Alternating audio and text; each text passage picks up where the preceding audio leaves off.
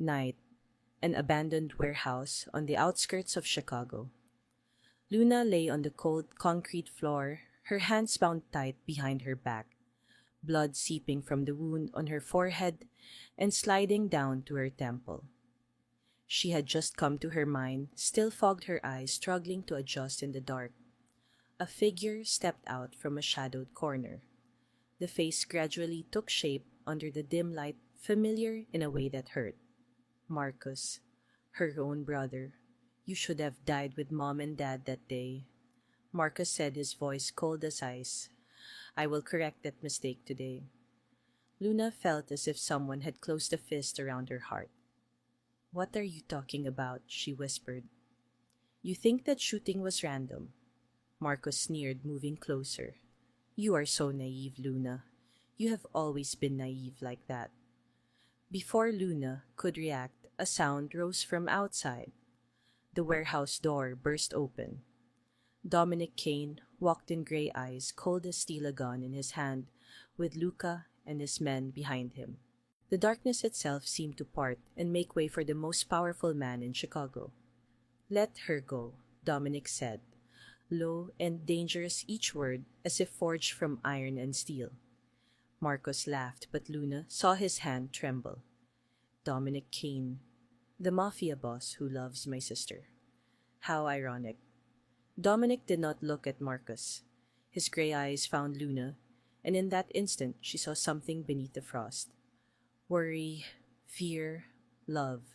Touch her again, Dominic said slowly, and I will show you what hell looks like. This story began with 5 simple words. 5 words that changed 3 lives forever. 3 months earlier.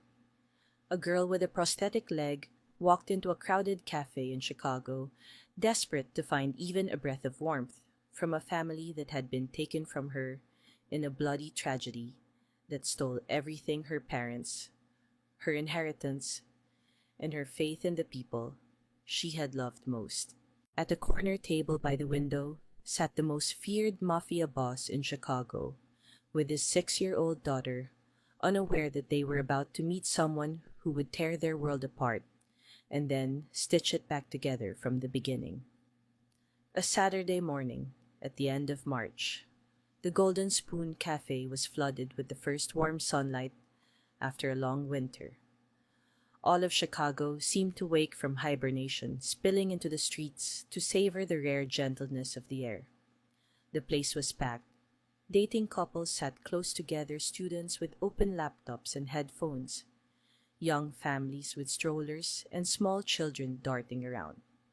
Every table had someone, every chair was taken. Luna Rivers stood outside the door, staring in through the glass. Her green eyes stopped at the corner table by the window, where a man in a black suit sat with a little girl with black hair. Her heart tightened. That was her family's table. The place where every Saturday morning her father always sat with his back to the wall, her mother beside him, and Luna across from them, held inside their love. It had been 3 years since she had come back here. 3 years since her 24th birthday, the day everything collapsed. Today was her birthday. 27, and she needed to be here, even if only once. Luna drew in a deep breath, smoothed the old coat worn thin at the shoulders, and then pushed the door and stepped inside. Before we begin, please tell us where in the world you are watching from. We always want to know how far our story has traveled. Warmth rushed into Luna's face the moment she stepped through the glass door. The scent of freshly roasted coffee, the sweet smell of pastries just out of the oven, the lively weave of customers' laughter and conversation. All of it so familiar, it stung. She moved slowly farther inside, trying to hide the stiff, mechanical movement of her artificial leg by keeping her back straight, and her chin slightly lifted as if she refused to let anyone see her weakness. Her dark brown hair was tied in a loose ponytail, a few fine strands escaping and floating free. Her green eyes swept the cafe, searching for an empty seat. The long-sleeved sweater covered most of her arms yet, when she raised a hand to push hair from her face, a faint scar on her left arm still flashed beneath the edge of the fabric. Her gaze caught on the corner table by the window. Her heart tightened. Her family's table. Her father had always sat with his back to the wall, so he could watch the entire room, her mother beside him, her hand always resting on his, and Luna across from them, wrapped in their unconditional love. But now, a stranger in a black suit sat in her father's place, and a little girl with black hair sat opposite him, exactly where Luna used to sit. Luna swallowed the pain and turned to look for another table. She walked to one near the entrance where a couple sat pressed close together, hand in hand, clearly in the middle of a romantic date. She stopped beside them and tried to form a polite smile. "Excuse me, could I possibly sit here just for a moment?" The woman looked up, her eyes cold enough to cut Luna off mid-sentence. "We need privacy." Luna nodded, murmured an apology, and walked away. She could feel her cheeks burning with shame, but she did not stop. The second table held a middle-aged man sitting alone, his laptop open, papers scattered across the tabletop. One chair was empty. Luna approached, her voice smaller than before. "I am so sorry to bother you," but the man did not even lift his eyes from the screen. "I am working." No explanation, no glance, only a refusal as flat and emotionless as the paper on his table. Luna's phone vibrated in her pocket. She pulled it out, looked down, and her whole body went rigid. A message from Marcos. "We need to talk. About Mom and Dad. Please, Luna." She stared at the screen, jaw clenched tight. About Mom and Dad. After 3 years of taking everything from her, after 3 years of silence, now he wanted to talk about their parents. No, not today. Not ever. Luna powered the phone off and shoved it back into her coat pocket. She stood in the middle of the crowded cafe, surrounded by laughter and voices, by the clink of cups and saucers, by the grind of the coffee machine. And yet she had never felt so alone. Her shoulders sagged, her eyes shimmered with tears, but she bit her lip hard, refusing to let them fall in public. She had cried enough over the past 3 years. Today was her birthday. She only wanted to be here to feel her parents' presence one more time, even if it was only inside memory. But even that was being denied. Luna looked around one last time.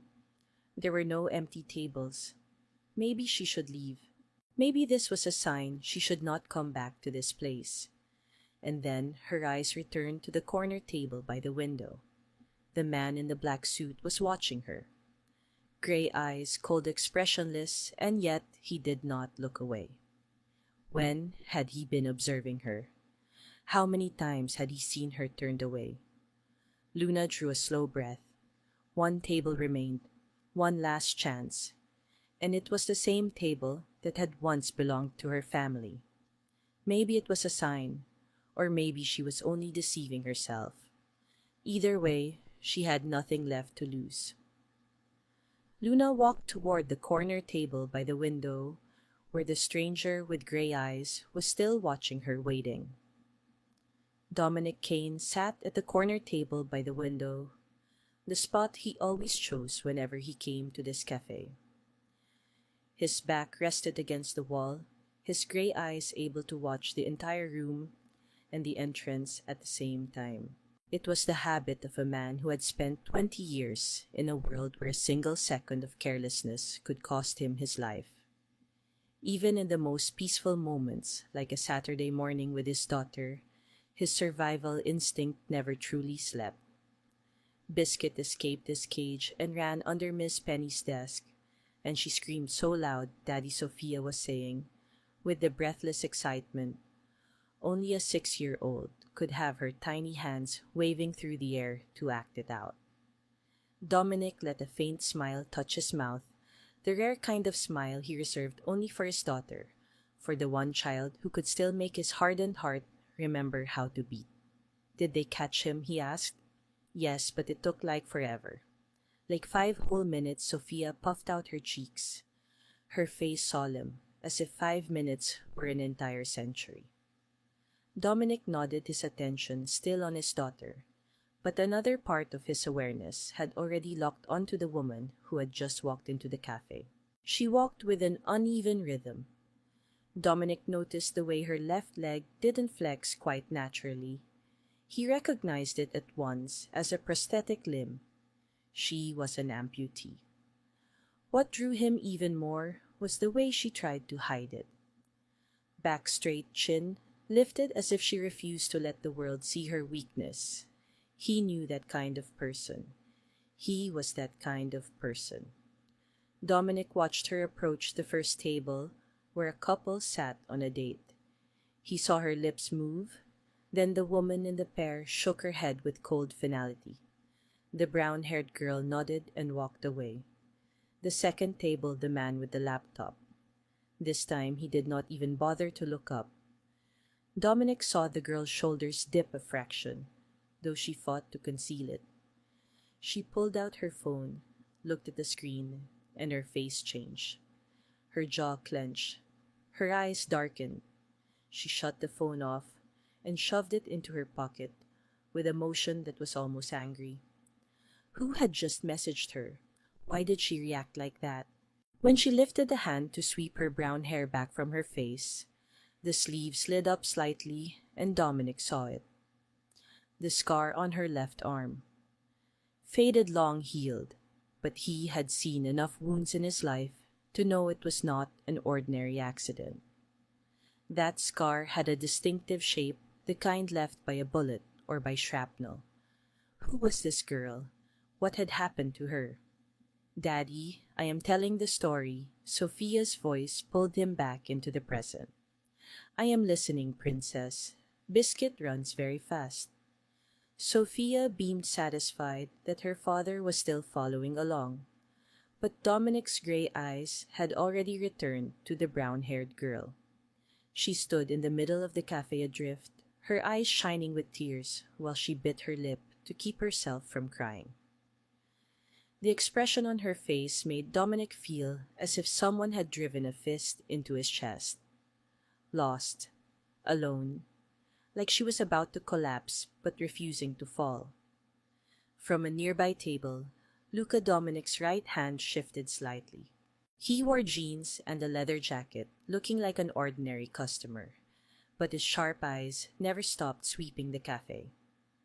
When he saw the unfamiliar girl glance toward the boss, Luca's hand moved by reflex inside his jacket where his gun waited. Dominic signaled with a small nod, almost invisible. Leave her. Luca sat back down, but his gaze did not leave the girl. And then she looked toward Dominic. Green eyes met gray across the crowded space of the cafe. What did Dominic see in those eyes? Pain, loss, a loneliness so deep it was almost tangible. Those eyes were a mirror reflecting him. The same kind of pain he saw every morning when he looked into the mirror, every night when he closed his eyes, and Elena's face rose out of the darkness. The girl drew a deep breath as if steadying herself, and then began to walk toward his table. Dominic set his espresso cup down on the saucer, leaned back in his chair, and waited. Luna stopped in front of the corner table by the window, her heart pounding hard inside her chest. She stood there with her hand clenched around the strap of her bag so tightly, her knuckles went white, her voice trembling slightly, though she tried to keep it steady. I am so sorry to bother you. I know this is probably very strange, but would you mind if I shared your table? The cafe is so crowded. There is nowhere else, and She stopped her throat, tightening her eyes, stinging with tears, even as she fought them back. I really need to be here today. Silence. The man in the black suit looked at her gray eyes, cold and unreadable, without expression. 1 second, 2 seconds, 3 seconds that stretched like 3 years. Luna felt as if she were being seen straight through, as if this stranger could see everything she was trying to hide. The pain, the loneliness, the sleepless nights, the mornings when she woke up and had to remind herself to keep living.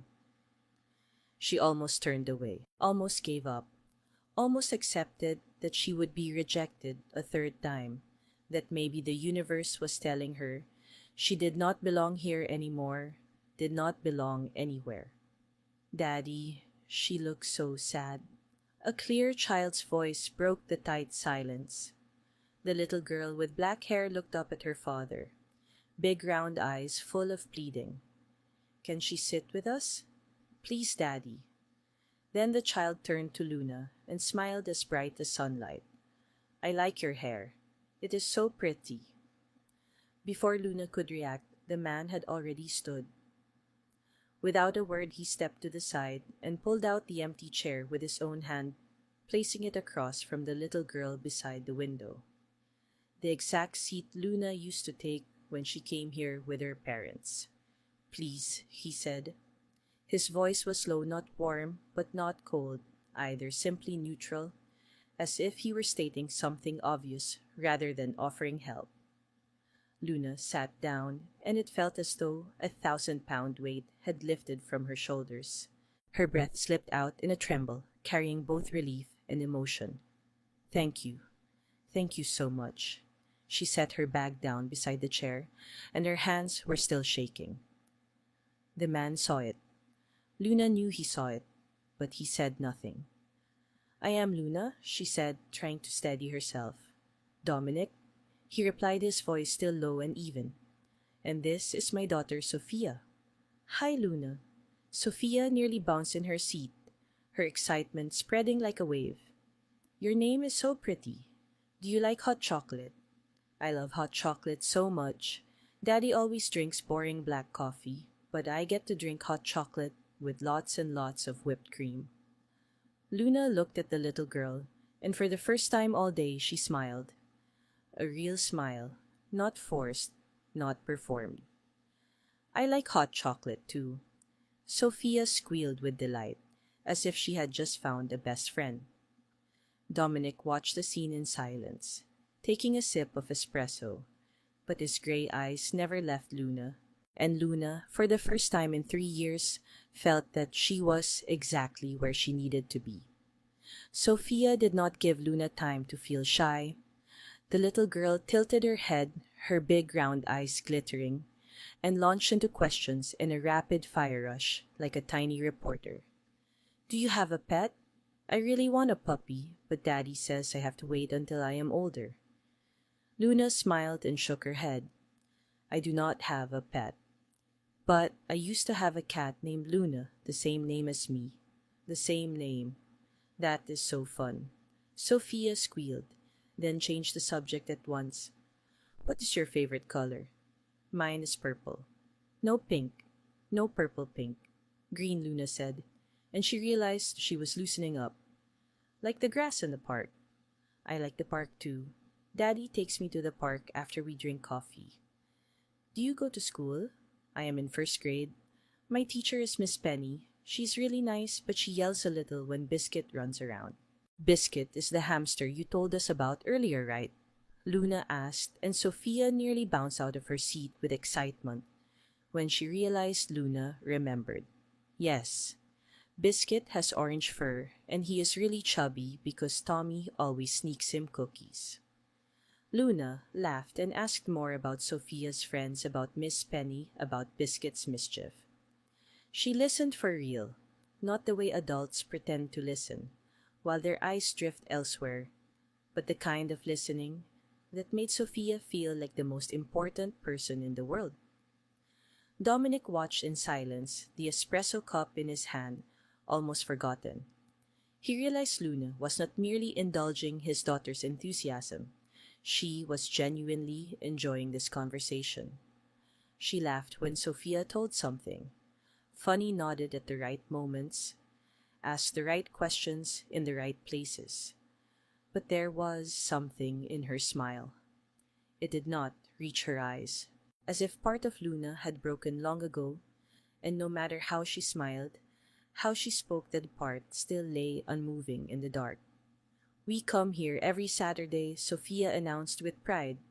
"This is our special tradition." "Right, Daddy." Dominic nodded. "Every Saturday." Luna felt her heart tighten. "That is beautiful," she said, her voice going softer. "I used to have a tradition like that." "Used to?" Sophia tilted her head, curiosity written all over her face. "Why used to?" "What happened, Luna?" Luna fell silent. Her eyes dropped to her coffee cup, her fingers unconsciously turning the cup on its saucer. She did not answer. She could not answer. Sophia was about to ask again, but Dominic set a hand on his daughter's shoulder and gave a small shake of his head. The girl understood and did not push, though her expression still brimmed with questions. About 20 minutes passed. They talked about lighter things. Sophia showed off the picture she had drawn at school, the new doll Daddy had bought her, the way she wanted to be a veterinarian when she grew up. Luna listened and smiled, but Dominic could see she was wrestling with something inside herself. Then Luna set her coffee down. She looked at both of them, her throat thick with emotion, as if she were searching for the courage to say something. "I want to tell you both something," she said, her voice trembling slightly. "The reason I needed to be here today." She drew a deep breath, as if she were about to jump, without knowing what waited below. "Today is my birthday. I am 27. Sophia's eyes went wide, her mouth falling open, and without a second of hesitation, without a trace of shyness, the little girl began to sing at the top of her lungs. "Happy birthday to you. Happy birthday to you." Her clear child's voice rang through that corner of the cafe, drawing a few heads from nearby tables. And then something no one expected happened. Dominic Kane, the coldest Mafia boss in Chicago, began to sing too. His voice was low, not loud, but unmistakably clear, blending with his daughter's. Sophia turned to stare at her father, her eyes round as marbles. She had never, not once in all 6 years of her life, seen her father sing in front of a stranger. A few people at nearby tables smiled, and some began to sing along. When the song ended, a small wave of applause moved through that corner of the cafe. Luna cried. Tears slid down her cheeks, the first tears she had let fall in front of strangers in 3 years. She wiped them quickly with the back of her hand and smiled through the wet blur. "That is the most beautiful thing anyone has done for me in a very long time." Sophia watched Luna cry, then looked at her father, her face serious like a tiny grown-up. "Daddy, we need to buy Luna a birthday cake." "You cannot have a birthday without cake." Luna meant to protest, but Dominic was already on his feet before she could even open her mouth. "No, please do not. You have already been far too kind to me." Dominic did not pause. "Sophia has decided," he said, his voice low and final, leaving no room for argument. He walked toward the counter before Luna could say anything else. Luna watched the broad line of his back in the black suit, not knowing how she was supposed to react. She turned to Sophia, who was grinning with unmistakable triumph. "Daddy always listens to me," Sophia declared proudly. At the counter, Dominic stopped in front of the employee, a young red-haired woman. "The best chocolate cake you have. 1 candle." The employee looked up, and when she realized who the man in front of her was, her eyes widened, her hand trembling slightly as she reached for a cake inside the glass case. "Yes, Mr. Kane. Right away." Dominic either did not notice the reaction, or he was simply too used to it. He set money on the counter several times more than the price of the cake, then carried the cake back to the table. A small chocolate cake with a smooth layer of white cream cheese, frosting a single pink candle, planted in the center. Sophia squealed when she saw it bouncing on her chair. "It is so pretty, Daddy. Let me light it." "You hold the candle, Daddy will light it," Dominic said, pulling a silver Zippo lighter from his pocket. A small flame flared to life and touched the wick. Candlelight trembled in Luna's green eyes, and she felt her throat tighten. Sophia immediately began to sing the birthday song this time, louder, more confident. Dominic did not sing again, but he tapped his fingers softly to the rhythm. This time, more people at the surrounding tables joined in the singing, spreading like a wave. An elderly couple at the next table smiled and sang along. A group of students clapped in time. Luna closed her eyes. In that moment, she made a wish. Her lips moved, but no one could hear what she wished for. Maybe she wished she could see her parents again. Maybe she wished she could belong somewhere. Maybe she wished for something far simpler, just to be happy. She blew out the candle. The flame died, and a thin thread of smoke curled upward. A small ripple of applause moved through that corner of the cafe. "What did you wish for?" Sophia asked, her bright eyes burning with curiosity. Luna smiled through her tears. "If I say it out loud, it will not come true." Sophia nodded with the solemn certainty of someone who understood the rules of the universe. "That is right. I never tell my wishes either." She immediately took on the task of cutting the cake, her face serious as a professional chef. The birthday person gets the first piece and the biggest piece. That is the law. Luna accepted the slice from Sophia's hand, a piece so large it nearly took up half of the small cake. She laughed, and for the first time her laughter did not carry any bitterness. The sweet chocolate melted on her tongue, and something in this moment, the warmth of two strangers, the innocence of a 6-year-old child, the rare peace of a warm, sunny Saturday morning, cracked open a door Luna had kept tightly shut for 3 years. "This cafe," she began, her voice almost a whisper. Sophia stopped eating, listening. Even Dominic set his plate down. "This used to be my family's place." Luna continued, her gaze moving around the cafe as if she were searching for the ghosts of the past. "Every Saturday morning, ever since I can remember. My father, my mother, and me." She touched the wooden tabletop, her fingers sliding along the familiar grain. "This table by the window, this was our table." A heavy silence settled over them. Dominic looked at her, and he understood. He had lived long enough in the dark to recognize when someone was carrying a wound that would never heal. She did not say, "This is my family's place," she said, "It used to be."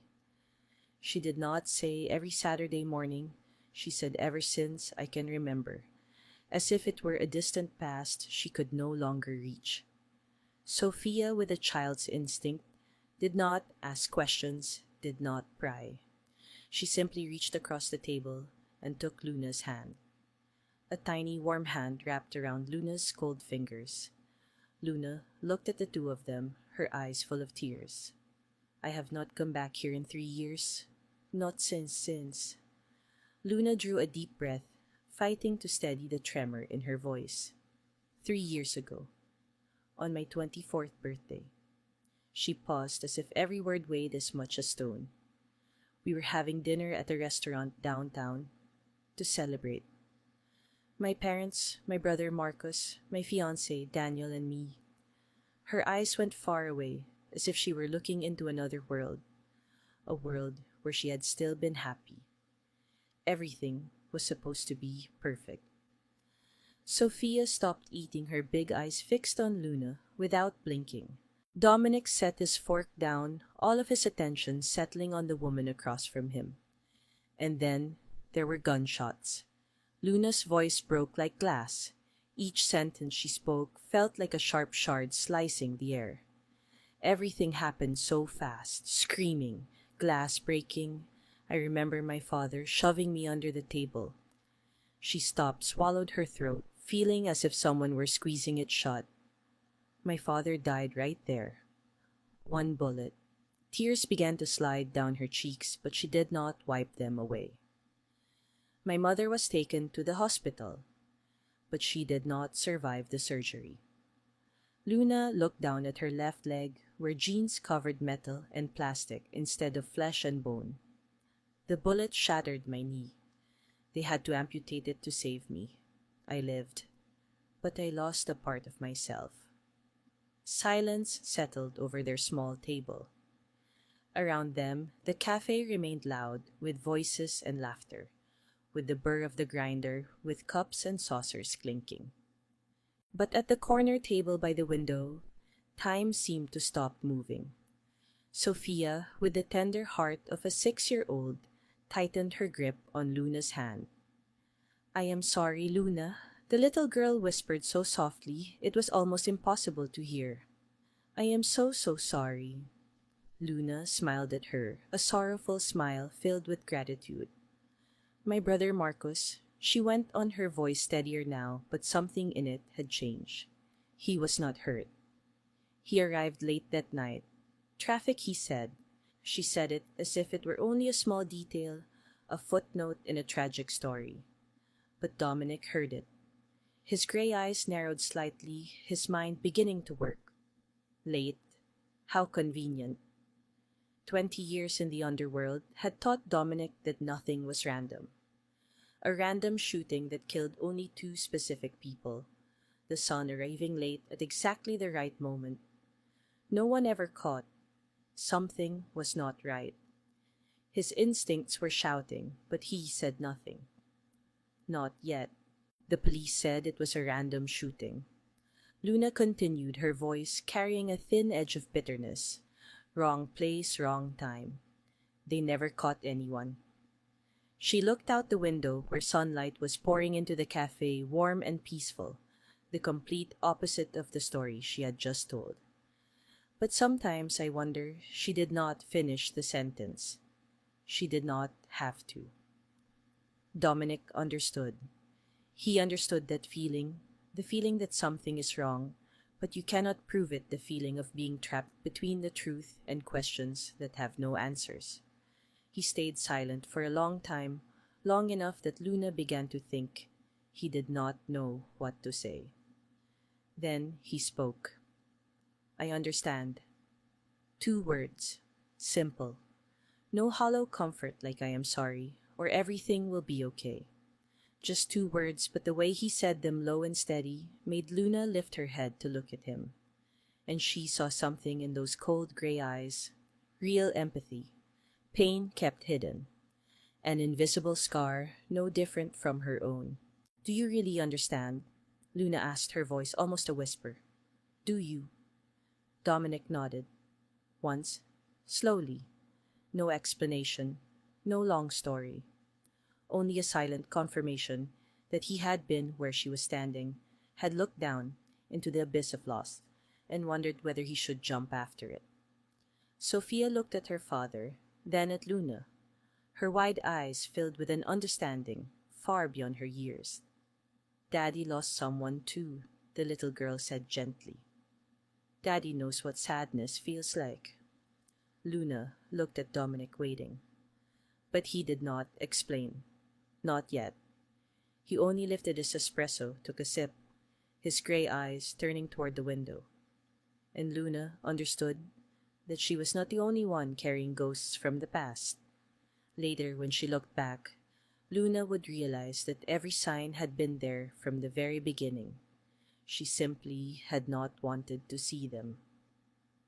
On the 2nd Saturday, Luna stood in front of the Golden Spoon Cafe, her heart thudding hard in her chest. She did not know why she had come. She did not know whether they would be there. She did not know whether last week had been only a random moment, a chance meeting that would never happen again. She pushed the door open and stepped inside, her eyes automatically searching for the window corner. And her heart seemed to miss a beat.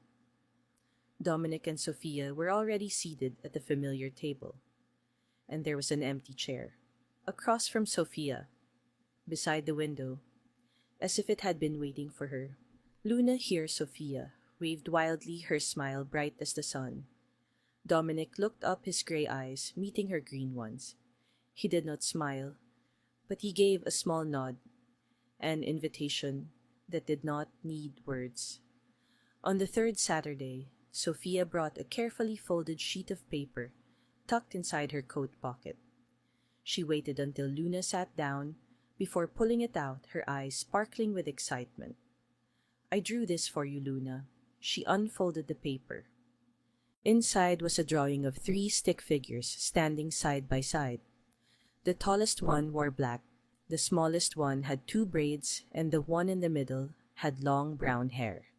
"This is me, this is Daddy, and this is you, Sophia." Pointed to each figure in turn, her voice swelling with pride. Luna held the drawing, and her eyes stung. It had been 3 years since anyone had drawn her into their family picture. On the fourth Saturday, Dominic began to ask about Luna's life. Not prying questions, only a gentle curiosity. "What do you do for work?" Luna took a sip of coffee. "I work at a small bakery on Oak Street. I make pastries. Do you live nearby?" "A studio apartment." "Tiny, but it is mine." She said it with a small thread of pride in her voice. Dominic nodded, offering no comment, but he understood.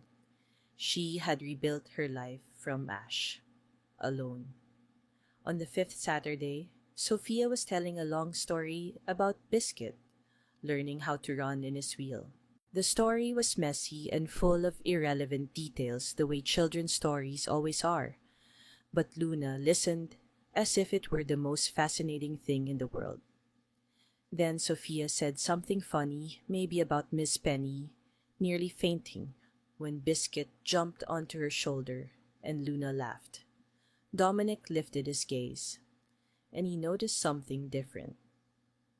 For the first time in 5 weeks, Luna's smile reached her eyes. In the middle of the week in Dominic's dark office, Luca set a thin file folder on the desk. She is clean boss. No connections to the underworld. No ties to any families. Dominic nodded, not surprised. "I know." Luca raised an eyebrow. "Then why did you tell me to check?" Dominic did not answer. He only stared out the window where Chicago was sinking into night. On the sixth Saturday, Luna told Dominic about the calls. "My brother keeps calling. Marcus. He says he has something important to say about my parents." Dominic lifted his espresso, his voice casual. "Are you going to meet him?" Luna's face hardened, her jaw clenching. "No, he took everything from me. I do not want anything from him." Dominic was silent for a moment, then asked, "What could he want to say about your parents after 3 years?" Luna shrugged, but her shoulders were rigid. "I do not know. I do not care." That night, Dominic sat alone in his office, the desk lamp casting shadows across his sharp-featured face. He picked up his phone and dialed Luca. "Marcus Rivers. I want everything on him. Finances, connections, everything." He paused, his voice dropping lower, especially what he was doing the night the shooting happened. Dominic's office sat on the top floor of the Kane Enterprises building, looking down over all of Chicago at night. The city lights glittered like stars that had fallen to the ground, but Dominic was not looking out the window. He was looking at the file Luca had just placed in front of him. Luna Rivers. Luca began his tone level like he was reading a report. 27 years old. Daughter of Richard Rivers, a real estate businessman. He owned the Rivers Hotel chain worth tens of millions of dollars before he died. Dominic turned the first page and saw a photo of Luna, then a photo of a middle-aged man with a warm smile. Richard Rivers. The name felt familiar. "Richard Rivers was once a legitimate business partner of your father." Luca continued as if he could read the boss's thoughts. "They worked together on a few real estate projects about 15 years ago. Completely legitimate, nothing tied to our family's activities." Dominic nodded slowly. I remember. My father respected him, said he was one of the few honest businessmen in the city. He flipped to the next page where there was a report about the shooting and the case. Luca folded his arms across his chest. The police concluded it was a random shooting. No clear motive, no specific target. Just a madman with a gun. He paused, his voice carrying a thin thread of doubt. But there was no camera footage of the attacker, no reliable witnesses. And after 3 years, no one has been arrested. Too clean, Dominic said, his voice low. Too clean for something random. Luca nodded. I think so too. Dominic turned to the next section, and his gray eyes darkened as he read. After the shooting, Luca continued. Marcus Rivers Luna's brother inherited the entire estate, around $40 million, including the hotel chain properties and investments. Dominic looked up, and Luna, cut out of the will. Luca's voice held a hint of contempt.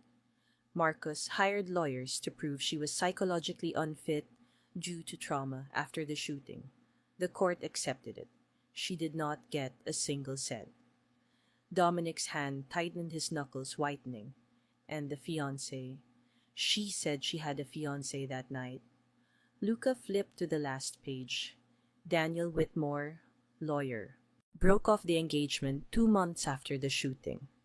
From what I found, he said she was no longer suitable for the image he wanted. A disabled wife with psychological trauma would not be good for his career. Dominic stood and walked to the window. Chicago spread beneath him, millions of lights, millions of lives, millions of stories. But he could only think of one person. She lost her parents, lost money, lost her fiancé, lost a part of her own body, and the people who should have protected her. Her own brother, the man who claimed to love her, were the ones who drove the knife into her back. She rebuilt her life from nothing, alone, in a tiny studio apartment, working at a bakery. And she could still smile at a 6-year-old child every Saturday morning. Marcus arrived late that night. Dominic said, his voice low and dangerous. Not hurt. And then he inherited everything. Lucas stepped closer. You think. I do not think. I know something is not right. Dominic turned his gray eyes cold as steel. Dig deeper. Marcus Rivers' finances. Before and after the shooting. I want to know if he owes anyone what he spends money on, who he meets. Luca nodded. Yes, boss. He turned to leave but stopped at the door. Can I ask why you care about this case? She is just an ordinary woman. Dominic did not answer. He looked down at the file again, where Luna's photo stared up at him. Green eyes, a sad smile, and the faint scar on her arm. I will find the truth, he said, almost a whisper, whether you want it or not. On the 7th Saturday, everything began as usual. Luna sat at the corner table by the window with Dominic and Sophia, a warm cup of coffee in her hands, listening as Sophia talked about the upcoming school performance. Sunlight spilled through the glass, the cafe hummed with voices and laughter, and the deep, comforting smell of coffee. Everything was peaceful, until it was not. Shouting suddenly exploded from the counter. A big man with a face flushed red, clearly drinking since morning, was picking a fight with the young employee. This coffee is like plain water. I want a refund. He slammed his hand down on the counter, making the girl flinch, her face turning pale. A few nearby customers turned to look, but no one dared to step in. The drunk was too large, too aggressive. Luna felt her body go tight. She hated violence, hated the sound of shouting, hated the helpless feeling of watching someone get bullied. And then Dominic stood up. He said nothing, no yelling, no calling for anyone. He simply rose from his chair, slowly, calmly, 1.88 meters of muscle and quiet menace, broad shoulders in a black suit, gray eyes, cold as steel, a face without the slightest expression. The drunk seemed to sense something. He turned, maybe ready to shout again, but the moment his eyes met Dominic's, all the color drained from his face, pale, bloodless, as if he had just seen death itself. "Mr. Kane?" he stammered, his voice shaking. I am sorry. I will go. I will go right now." And he did not just go. He almost ran out of the cafe, nearly falling when he tripped on the step. The glass door slammed shut behind him, and the cafe sank into silence. Luna looked around, and she realized something that made the blood in her turn cold. Everyone had lowered their heads. No one looked at Dominic. No one dared to look the couple at the next table, hurriedly buried themselves in their phones. The man with the laptop stared at his screen as if his life depended on it. Even the noisy group of students went quiet. The young employee came to their table, her hands trembling slightly. "Thank you, Mr. Kane. Today is on the house for you, sir." Dominic only gave a small nod, sat back down, lifted his espresso as if nothing had happened. Sophia asked to use the restroom, skipping off the way she always did, seemingly unaware of the tension all around, and when she disappeared behind the restroom door, Luna turned to Dominic, her voice low. "Who are you really? Who are you?" Dominic set his coffee down and looked at her with those unreadable gray eyes. "You saw what just happened. Everyone is afraid of you. Why? Because they know who I am." Luna swallowed the feeling of something lodged in her throat. "And who are you?"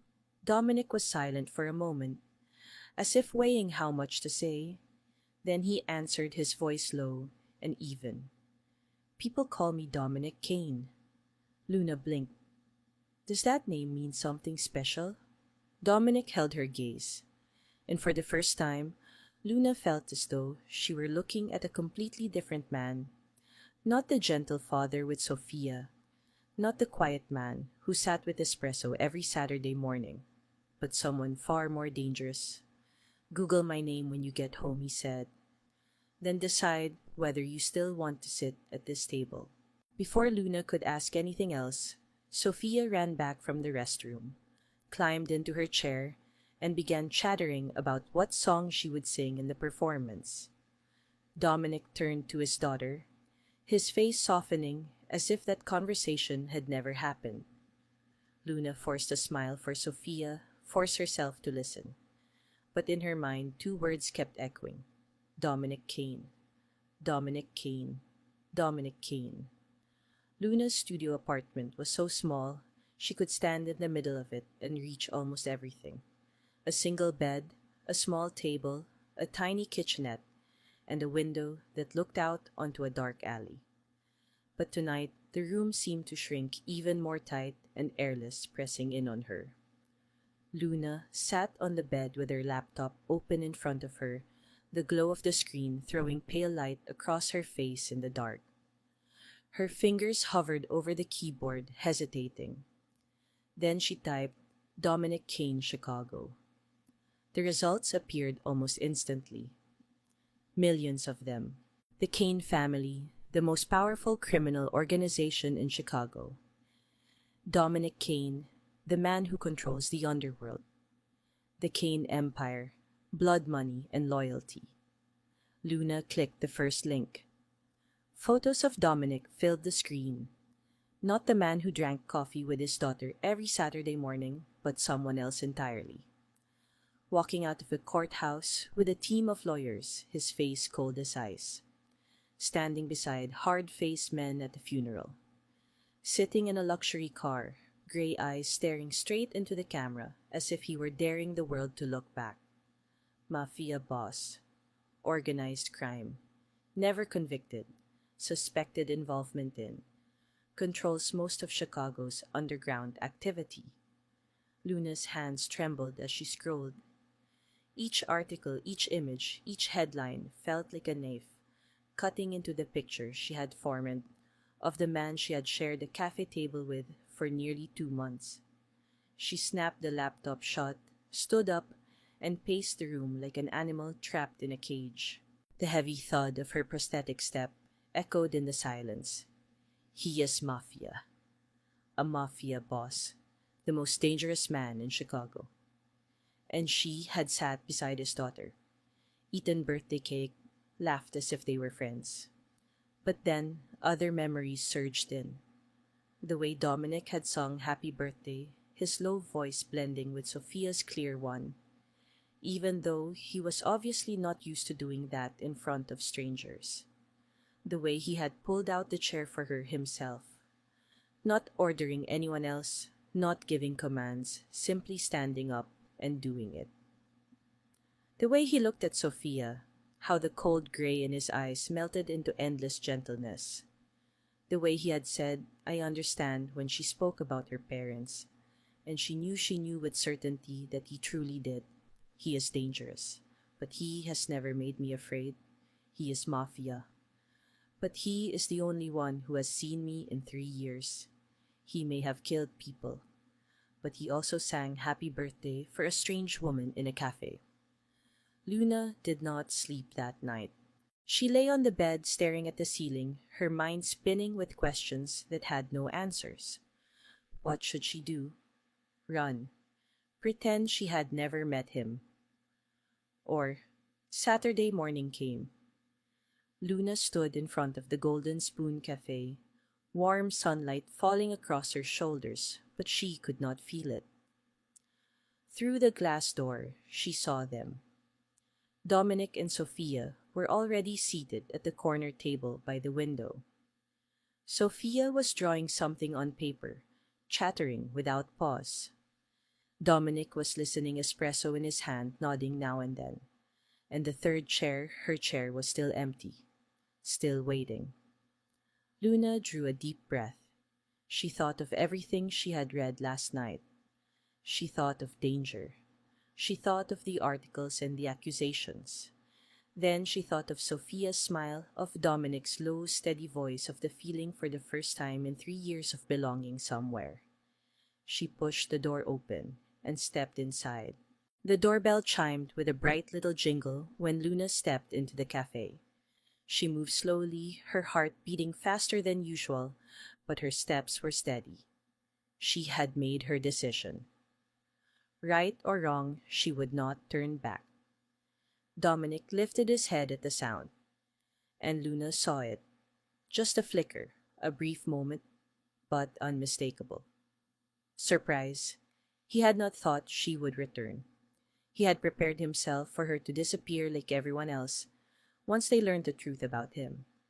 But she was here. Sophia had not noticed yet, because she was bent over her coloring, her small tongue peeking out in total concentration. Luna walked to the table, pulled out the chair, and sat down. She looked straight into Dominic's gray eyes. I googled your name. Dominic did not look surprised. I know who you are, what your family does, and you are still here. Luna nodded slowly. Because you could have lied.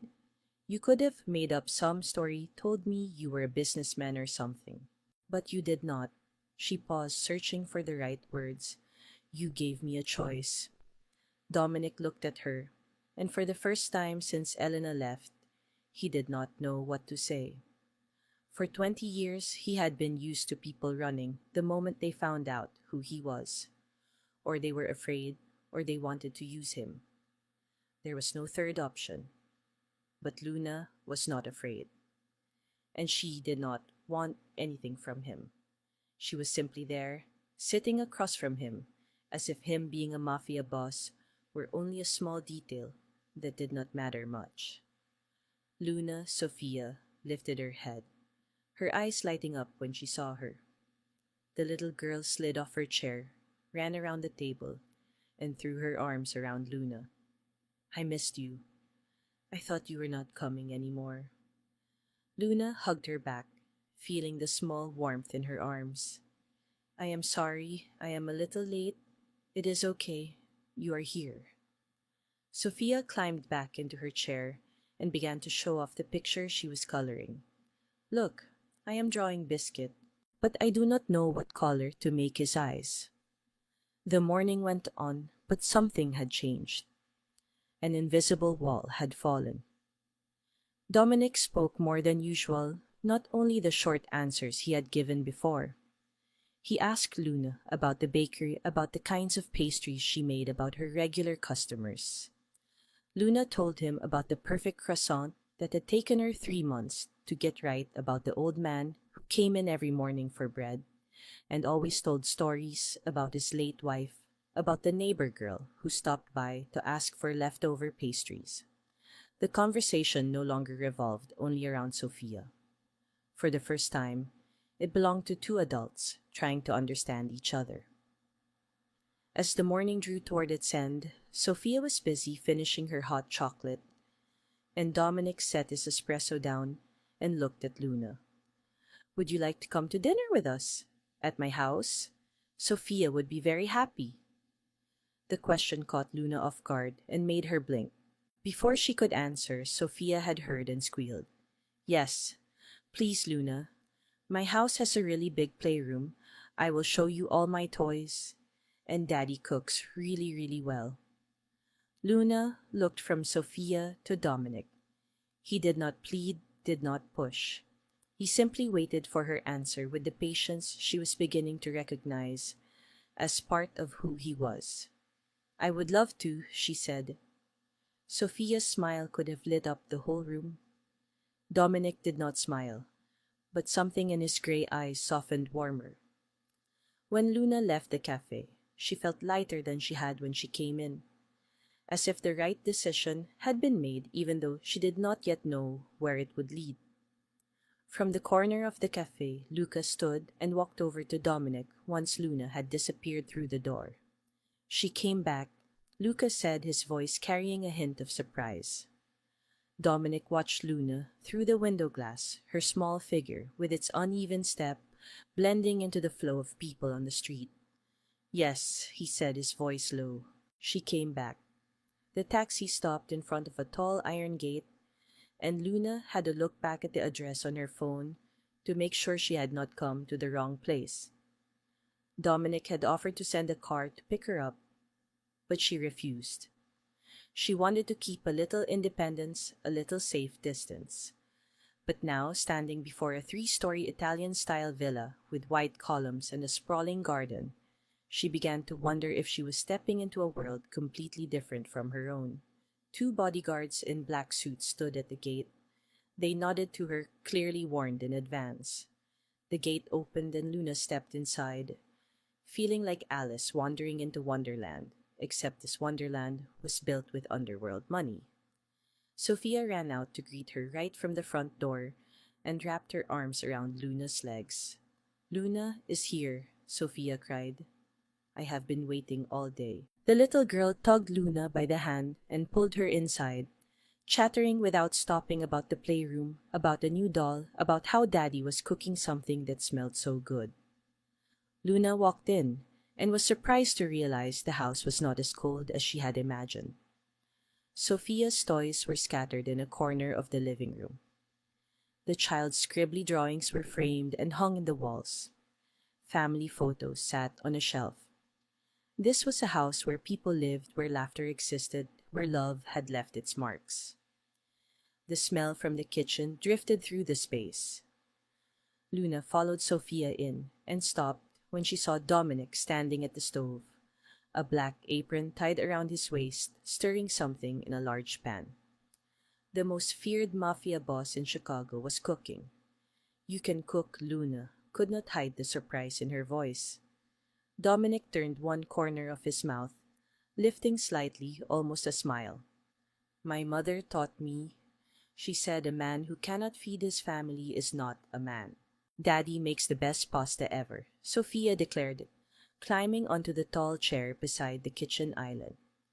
"Nobody cooks better than Daddy." Dinner was warmer than Luna had imagined.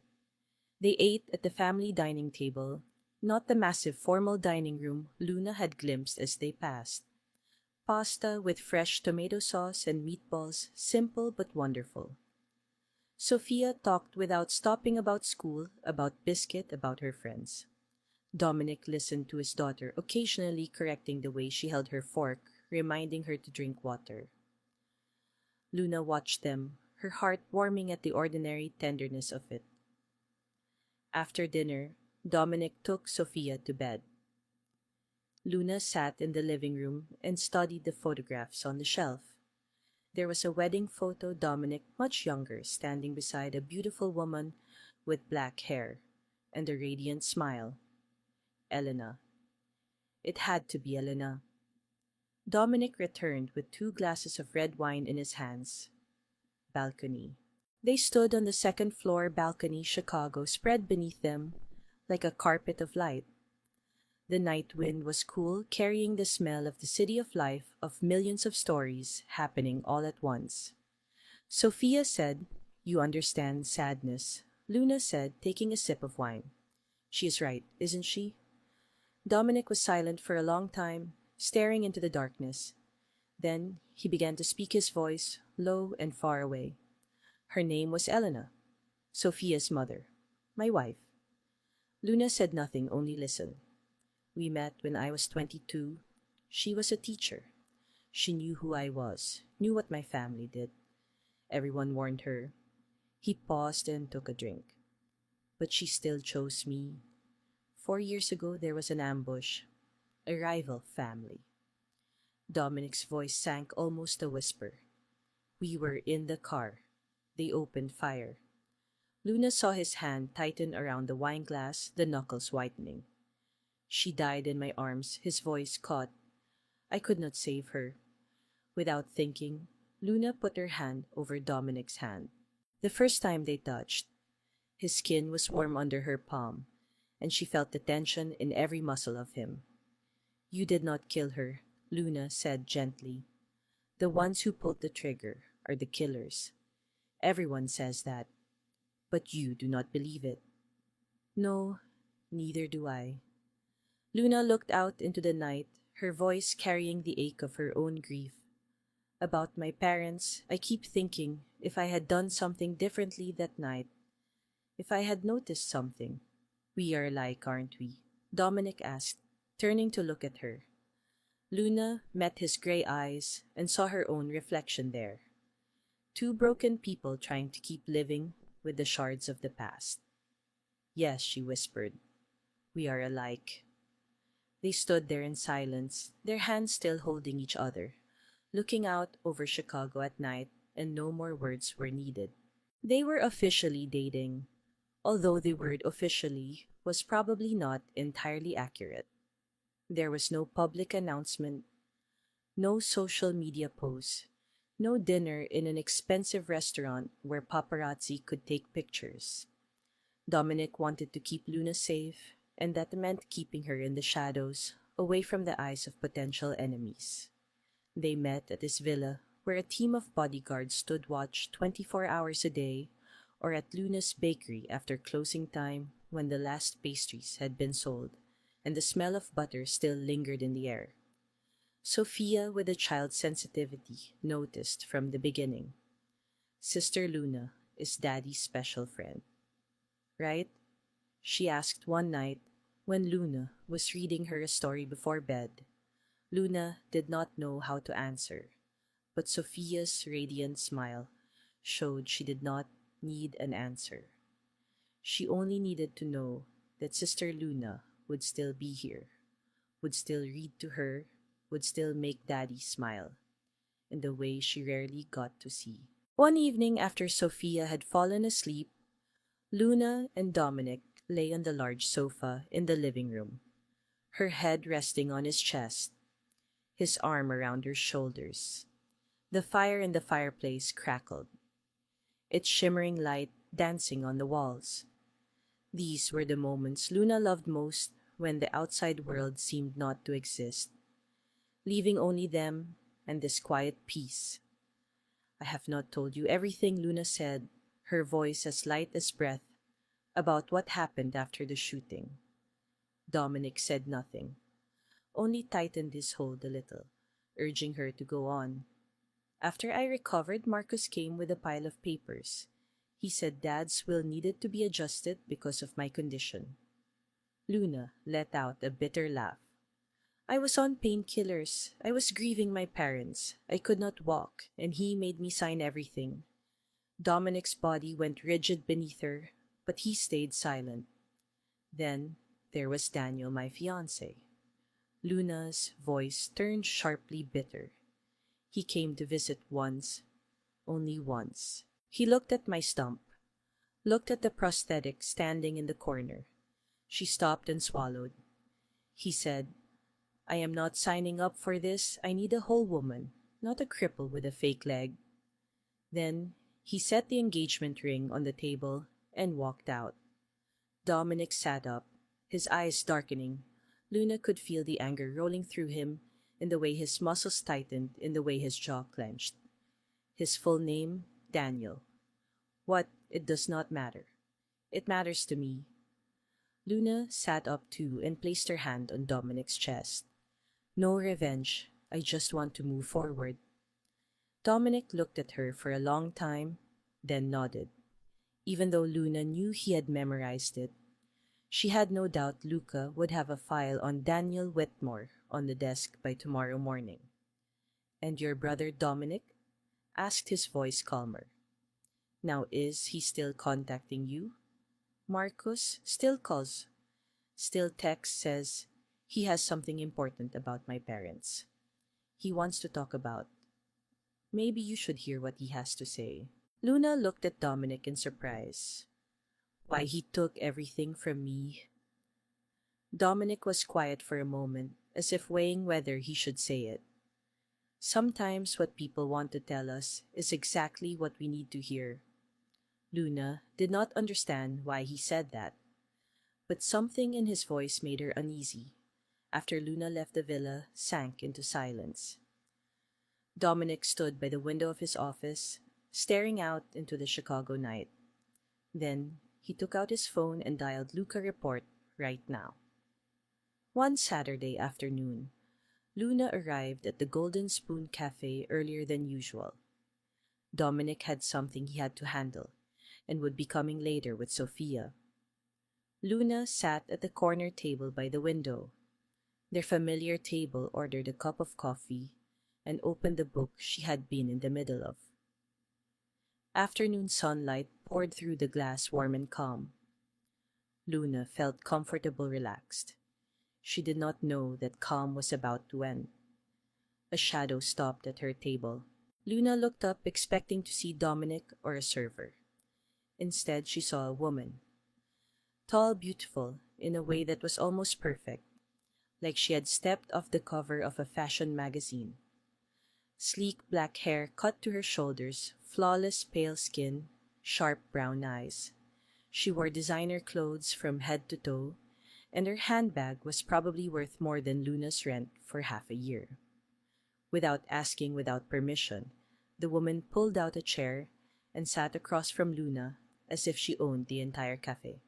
So you are Luna Rivers. It was not a question. It was a statement. Luna closed her book and looked at the stranger. Do I know you? No, the woman said. But I know you. She smiled, but the smile did not reach her eyes. I am Victoria Ashford, the woman Dominic Kane was supposed to marry. Luna felt as if someone had punched her in the stomach, but her face did not change. She had survived the past 3 years by hiding her wounds. She would not let a stranger see her flinch. Our families have been allied for generations. Victoria continued, her voice like she was reciting something dull. The marriage between Dominic and me was arranged when we were children. Then he met Elena. She shrugged as if she were talking about the weather. Elena is gone. Everyone expected Dominic to honor the original agreement. But clearly, he is busy playing house with you. What do you want? Luna asked, her voice calm. Victoria tilted her head, studying Luna as if she were examining an item in a store. Do you know who you are involved with? Dominic Kane is not an ordinary man. His world is not for people like you. people like me. You are nobody, a one-legged baker. Victoria's voice cut like a blade. I can give you anything you want to disappear. Tell me what is your price. $100,000, 200,000, half a million. Luna looked at Victoria in silence for a long moment. Then she spoke, her tone flat as stone. Are you finished? Victoria blinked clearly, not used to being questioned. Excuse me. I lost my parents in a shooting, Luna said, placing both hands on the table, looking straight into Victoria's eyes. I lost my entire inheritance. I lost my leg. I had to learn to walk all over again. I lost my fiancé who left me because I was no longer perfect. Her voice did not shake, did not waver. There is nothing you can threaten me with that I have not already survived. Victoria fell silent, her sharp brown eyes widening slightly. If Dominic wants to be with you, Luna continued, that is his choice, not yours, not mine. He is a grown man. He can decide his own life. The silence stretched between them. Then Victoria laughed, a short sound of surprise. Something shifted in her eyes, no longer pure contempt. Maybe a trace of respect, reluctant as it was. You are either very brave or very stupid, Victoria said as she stood. Luna looked up and let a small smile touch her lips. Maybe both. Victoria stared at her for a long moment, then turned and walked away. Her heels clicking across the wooden floor, echoing through the cafe's sudden quiet. Luna watched until the woman disappeared through the door. Her hand shook slightly as she lifted her coffee to her mouth, but she did not let anyone see. When Dominic and Sophia arrived 15 minutes later, Luna did not tell them about Victoria. Not yet. She smiled. She talked. She listened, as Sophia chattered about Biscuit the hamster as if nothing had happened. But inside she knew the storm was coming. Dominic's office on the top floor of Kane Enterprises was steeped in tension. 6 men sat around the long oak table, all in black suits, all with stern faces hardened by decades in the underworld. These were the elders of the Kane family men who had served the family since Dominic's father still ruled Victoria. Is the sensible choice. Giuseppe, the oldest among them, spoke up. He was 70, his hair white, but his eyes still sharp as a blade. An alliance with the Ashfords will strengthen our position. This is something arranged long ago. You have mourned Elena long enough, another added 4 years. It is time to think about the family's future. And that other girl, Luna Rivers, Giuseppe, tilted his head, his tone edged with contempt. She is a civilian. No background, no connections, no value to the family. She is a burden. Dominic sat at the head of the table, in silence, his face unreadable. He listened to them, to the arguments, the reasons, the pressure. He had heard the same things when he wanted to marry Elena. 10 years earlier, the family never accepted anyone who did not bring advantage. After the meeting, when the elders had left, Luca stayed behind. He stood by the window, looking out over Chicago at night, then turned back to Dominic. They have one point right. Boss, Luca said low and careful, not about Victoria, but about Luna. Dominic said nothing, only looked at Luca, waiting. If enemies learn about her, she becomes a target. The Morettis, the Santinis. Anyone who wants to pressure you could use her. Luca paused. She has no protection, no training, nothing. She's your weakness. I know, Dominic said. The best way to protect her. Luca began, and Dominic finished the sentence. His voice even is to stay away from her. But inside he felt as if someone were tearing his chest apart. I lost Helena because of this world. Do I have the right to drag Luna into the same hell? That night, Dominic went to Luna's bakery after closing. It was raining heavy rain, hammering the glass door. Luna opened it for him, a smile on her lips, the scent of flowers still clinging to her hair. "I did not think you would make it tonight," she said, still smiling. Dominic stepped inside, but he did not hold her the way he always did. He stood a small distance from her, his face cold as ice, his gray eyes no longer gentle. "We need to talk." Luna's smile faded. "What is it?" It needs to end." Luna blinked as if she could not believe what she had heard. "What? This is a mistake."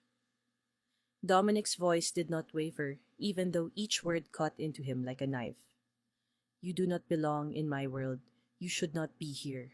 Is this your decision?" Luna asked, her voice trembling slightly but still steady. "Or someone else's?" Dominic did not answer. He could not look at her. If he looked into those green eyes, he would not be able to say these words anymore. "Look at me, Dominic." He did not look. Silence stretched heavy and suffocating. "I understand," Luna said, almost a whisper. She turned, picked up her purse from the counter, and walked outside. She did not cry in front of him. She had too much pride for that. The door closed. The rain kept falling. Luna stood under the rain and let the cold water mix with her tears. Here in the dark, in the rain, no one could tell where the rain ended and the tears began. She had lost too much. She thought she had found a place to belong, but once again she was abandoned inside the bakery. Dominic still stood there, watching Luna's figure fade into the rain, his fists clenched until his knuckles turned white. Then he turned and punched the brick wall twice until blood seeped from his knuckles. Dark red against the pale wall. He pressed his forehead to the wall. Eyes squeezed shut, breath heavy. "This is the right thing to do. This is how I protect her." But why does it hurt so much? Luna walked home in the rain, not calling a taxi, not looking for shelter. She let the rain wash over everything, even though she knew pain could not be washed away. And Dominic sat alone in the dark bakery, his hand bleeding, his heart broken, wondering whether he had just made the biggest mistake of his life. A week passed, 7 days that felt like 7 years. Dominic did not see Luna, did not call, did not text. He kept his distance the way he had decided, but that did not mean he stopped thinking about her. It did not mean he stopped digging. He had promised himself he would find the truth for her, whether she stayed with him or not. Dominic's office at night was quiet as a grave. He sat behind his desk, the lamp throwing shadows across his exhausted face. He had not slept much all week. Every time he closed his eyes, he saw Luna standing under the rain, her shoulders sagging, walking farther and farther away through the water. The door opened. Luca stepped in with a thick file in his hands, his face tight, his sharp eyes carrying something Dominic rarely saw there. "Worry, I found it," Luca said as he set the file on the desk. "You are not going to like what I found." Dominic opened the file and began to read, and with every page he turned his gray eyes darkened a little more. "Marcus Rivers has a serious gambling problem," Luca began to explain. Before his parents died, he owed almost $5 million. Dominic looked up. Owed. Who? Luca went silent for a second, as if choosing his words. "The Morettis." Dominic shot to his feet, the office chair rolling back behind him. "The Morettis are rivals." "Yes." Luca nodded. He borrowed from them to gamble. Lost everything. The debt piled up. They started threatening to collect their way if he did not pay. Dominic clenched his hands, fighting to hold back the fury boiling up inside him. "Continue." "About the night of the shooting," Luca flipped to the next section of the file. "I found a witness, a homeless man who lived in the alley near the restaurant. That night, he saw Marcus meet a man in the alley about 10 minutes before the shots rang out." Who did he meet? One of Moretti's shooters. Marcus gave him an envelope and then left. Dominic felt as if ice water had been poured into his veins. He arrived late because he was there. He waited until the job was done exactly. Luca nodded. The shooter was Moretti's. They lent Marcus money, and when he could not pay, they offered a deal. They would wipe his debt if he arranged his parents' deaths. Dominic finished his voice like metal grinding against metal. After the shooting, Marcus inherited everything he paid off his debt to Moretti. 4.8 million with inheritance money. Dominic turned and drove his fist into the glass wall. The glass did not shatter, but pain shot through his hand. He did not care. He hired someone to kill his own parents for money, for 5 million damn dollars. There is more, boss. Luca's voice dropped. He knows about Luna, and he knows you are investigating Dominic. Spun back his gray eyes, now a storm. How does he know Moretti? They have someone watching you when they saw you taking an interest in Luna. They told Marcos, and now he is panicking. He is afraid Luna will find out. Afraid you will find out. What is he going to do? Luca went quiet for a second. My source says he hired people. I think he is planning to clean up. Clean up, Dominic repeated. Even though he already understood, he is going to kill Luna. Erase the last witness who could tie him to the shooting. Erase the reason you are digging. Dominic's blood seemed to freeze and then boil. Where is Luna? Luca glanced at his watch. According to my people, she left the bakery about 10 minutes ago. Call everyone, find her right now, Luca nodded. Pulling out his phone already, dialing, Dominic snatched up his car keys, his coat, the gun from the desk drawer. Then his phone vibrated. A text from an unknown number. Dominic opened it, a photo Luna, lying on a concrete floor. Eyes closed, hands bound behind her back. Blood seeping from a wound on her forehead. Unconscious, and a line beneath it. Want her alive, come alone. The address is in the next message. Dominic stared at the photo, and the world around him seemed to stop turning fear-edge. The self-blame for pushing her away, all of it, blending into a storm in his chest. He had tried to protect her by staying away, and it had delivered her into the enemy's hands, boss. Luca's voice pulled him back. Dominic lifted his head, his gray eyes now cold as ice, dangerous as a blade change of plans. I know where she is. Night. An abandoned warehouse. We returned to where the story began, but this time in full. Luna lay on the cold concrete floor, her hands bound, blood seeping from the wound on her forehead. She had just come to her mind, still hazy, but clear enough to recognize the face standing over her. Marcus, her own brother. You should have died with Mom and Dad that day. Marcus said, his voice cold as ice. Luna felt as if someone had just torn her heart open. What are you doing? She whispered. I am fixing a mistake that never should have happened 3 years ago. You killed Mom and Dad. Luna's voice shattered not a question but the confirmation of what she had feared for a long time in the hidden corners of her mind. Marcus sneered. Dad never gave me enough money. Mom always favored you. Good Luna. Talented Luna. Perfect Luna. He spat on the ground. I only solved the problem.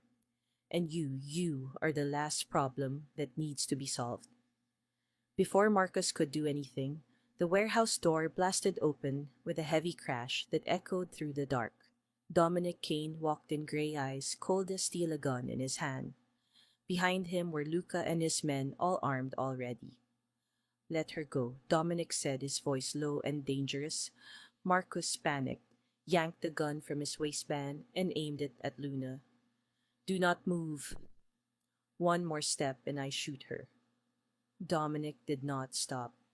He kept walking forward, one solid step after another, his eyes never leaving Marcus. You will not have time to pull the trigger. Everything happened in a blink. Luca moved from the side fast as a blade. A shot cracked through the air. Marcus went down, hit in the shoulder, his gun flying from his hand. He screamed in pain, but he stayed alive. Dominic wanted him alive. Death was too easy for what he had done. Dominic rushed to Luna, cut the rope with a knife, and pulled her into his arms. "Are you okay? Are you hurt?" Luna cried, tears spilling over her cheeks, soaking his shirt. "Marcus, he killed my parents. He killed my parents, Dominic." Dominic held her tighter, one hand stroking her hair, his mouth pressed to the crown of her head. "I know. I already know. I am sorry. I am sorry I did not get there sooner." A few days later, Luna recovered at Dominic's villa. Sophia did not leave her side for a moment, bringing drawings, bringing dolls, even bringing Biscuit the hamster to make Sister Luna feel better. Dominic told Luna everything Luca had found, about Marcus's gambling debt, about the deal with Moretti, about how Marcus had arranged the deaths of his own parents to inherit their fortune. Luna listened in silence, tears falling without stopping. 3 years, she whispered. 3 years, I thought it was random. 3 years, I wondered why my parents had to die. 3 years, I carried guilt for surviving. She cried in Dominic's arms, crying for her parents, crying for herself, crying for the 24-year-old girl who lost everything in a single night.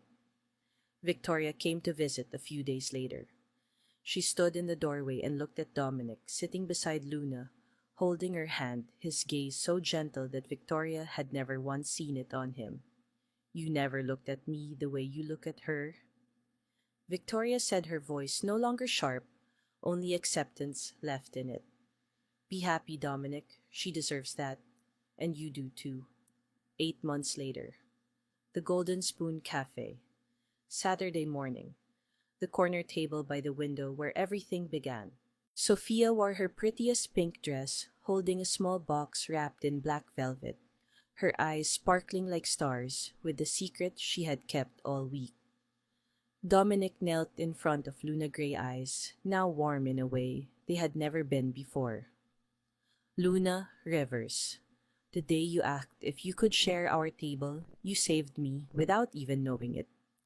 You brought light into my dark world. You taught Sophia how to love. You taught me how to hope again." He rested his hand gently on her prosthetic knee, a silent vow that he loved every part of her, whole or broken. Then he opened the ring box, a small diamond glittering under the sunlight pouring through the glass. "Will you marry us?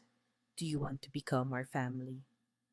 Luna cried and laughed at the same time, tears running down her cheeks, while her smile shone like the sun. "Yes, 1,000,000 times, yes." Sophia jumped up and down cheering. The whole cafe clapped. The same people who had sung happy birthday to Luna 8 months earlier were now celebrating her new happiness. The wedding was held right there at the Golden Spoon, at the corner table, by the window where everything began. Sophia was the flower girl, scattering rose petals with a seriousness as if this were the most important mission of her life. Victoria came with her new love, a woman painter she had met at an art exhibition, and the smile on Victoria's mouth was real. The wedding cake was chocolate with cream cheese, frosting one pink candle, exactly like the birthday cake from long ago.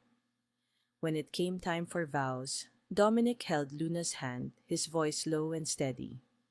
"You taught me that even in the deepest darkness, light can still be found.